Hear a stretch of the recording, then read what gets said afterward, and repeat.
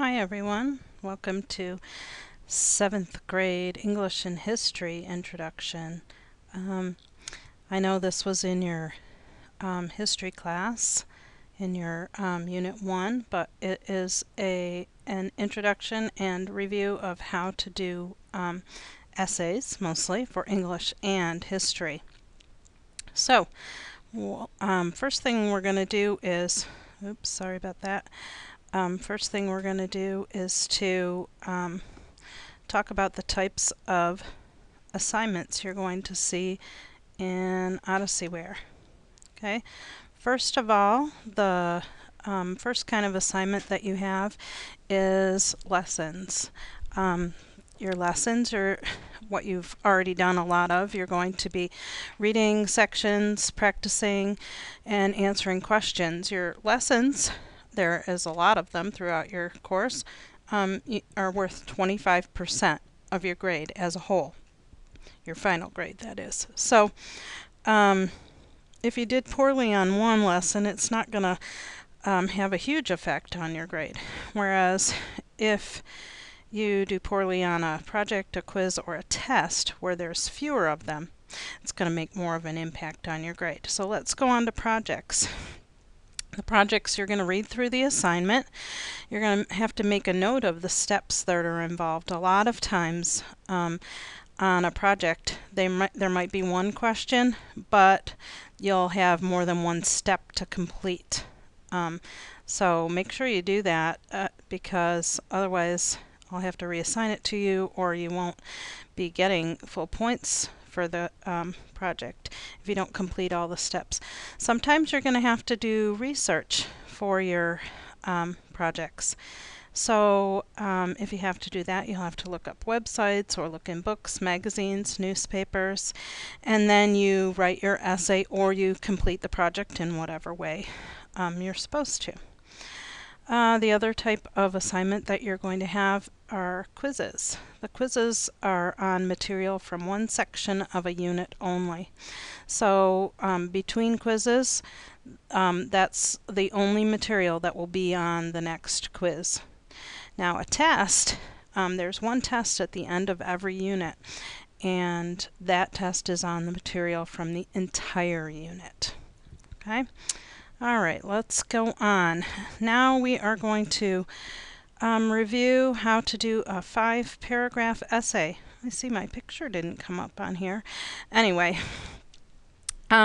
mostly when you write an essay, you're going to want to do 5 paragraphs. That's the standard essay type. Now, sometimes they're going to ask you to write an essay that might be only 100 words or less. Obviously, you're not going to have enough words in there to do all 5 paragraphs. But mostly for essays, you do 5 paragraphs with 4 to 5 sentences per paragraph. So by the end of the essay, you have about 20 to 25 sentences. And we're going to go on to how to do your essay. Here's a hamburger that represents how to do the 5 parts or 5 paragraphs of your essay. The top bun would represent your introduction paragraph. Okay, now we're not talking about just sentences here, we're talking about paragraphs. So your introduction paragraph will be on the topic that you're writing about. Sometimes they might call it your thesis. So your thesis or your topic that you're writing about gets 4 to 5 sentences. And you're going to want to describe and give details about your topic here. Now when you go on to your second part of your hamburger, that lettuce and tomato part, or lettuce and ketchup part, whatever it is, that's where you're going to write your first paragraph that details your topic. Okay, so you have your introduction, then the 3 midsection paragraphs are where it says section 1 here, the lettuce and tomato, section 2 here, that onion or whatever it is, and section 3, the meat. Okay, those are going to be 3 separate paragraphs. On each paragraph is on a detail that relates to your topic. And then we'll go on to the conclusion is the bottom bun of your hamburger, and that is just the end of your essay, and we'll talk more about that in a minute. Let's go on. So this poor guy is writing his long essay. You guys won't have to write an essay that long this year. But like we said, after your introduction, 3 detail paragraphs, 1 for each detail you're sharing, and each paragraph should have 4 to 5 sentences in it. And your conclusion, or your bottom bun of your hamburger, should be a paragraph summarizing what you wrote and interpreting the information for the reader. So what does all of this mean, and how does it relate to your reader? So you need to write 4 to 5 sentences about that too. Oh gosh, and my picture didn't come up again. I'm sorry. It's importing these files from one format to another. Sometimes everything doesn't come out, so we'll make this one quick.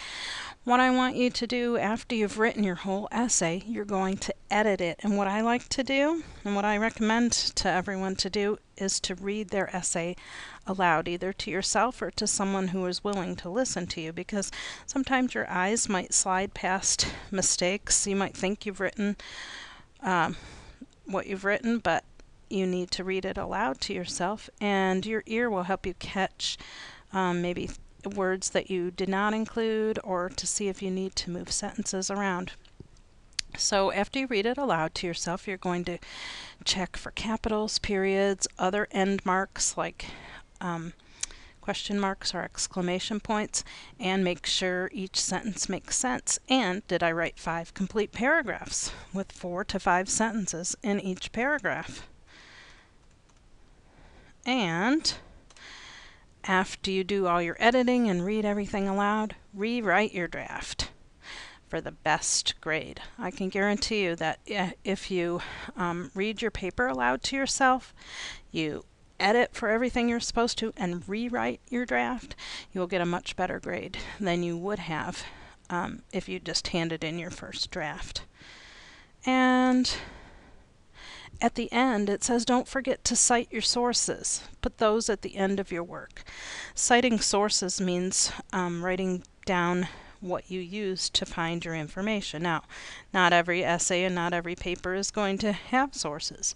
If you are making up a poem out of your own head, or if you're creating a story on your own, obviously that's coming out of your own head. That's your own work, and you don't have sources for it.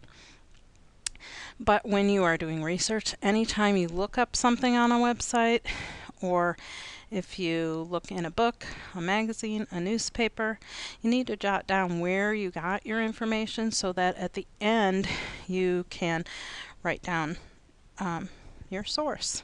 And in order to do that, do you see under the picture of this poor guy who's done his research all night and now he's asleep? It says refer back to the course overview lesson in order to cite your sources properly. The very first lesson in the first unit was how to, the course overview, and at the end it had how to properly write down where you got your information. And when you're doing research, use at least 3 sources. So that you don't just rely on one source that who knows if they're right or wrong, or someone else may have a difference of opinion. So the other thing we need to talk about is plagiarism. So plagiarism is when you use someone else's work and represent it as your own. We don't allow plagiarism in our school at Icon, and I don't know of any other school that does allow plagiarism. And in fact, in the real world, it's illegal to do. Like if an author uses someone else's work and publishes it as his own, the person who wrote that to begin with can sue, and they will win because it's not okay to plagiarize. So 2 ways to avoid plagiarism. 1, cite your sources at the end of your work. And 2, when you look through, when you read your information and research, you need to think in your head, how can you write this in your own words? Because if you copy the exact words or the exact section out of a book or off a website that you've gone to, even if you cite your source at the end, that's still plagiarism because you're using that work as your own. Okay, and one other thing I need to tell you about teachers at Icon. A lot of times they're going to know if you are plagiarizing because number one, it'll sound like work that's not a 7th grader's work or not a high schooler's work. And we have places we can go to copy what work you've entered and enter it into a website, and that will give us the source you got it from. So, and it's called a plagiarism checker. So my recommendation to you is to do your research and put everything into your own words. And our last slide is if you have questions, please contact me. Please email me or send me a message through OW or call me. Keep calm and write your essay. Now, underneath the that little picture, it says, to those watching this recording, you have to call me in order to get credit for this project. I'll ask you a few questions about what you saw here today and make sure that you watched it, and then I will tell you what to do in order to get credit. There's my phone number down there, so you will, after watching this, call me at any time. If I'm not available, leave a message and I'll get back to you, and we'll go through that, and I'll tell you how to get credit for the project that says live class in your history course. Now, if you watch this and can't call me because I'm not available or whatever, just go on to the next assignment until we can get this taken care of. That's totally okay. Good luck on all your assignments this year, and I look forward to talking to you. Bye.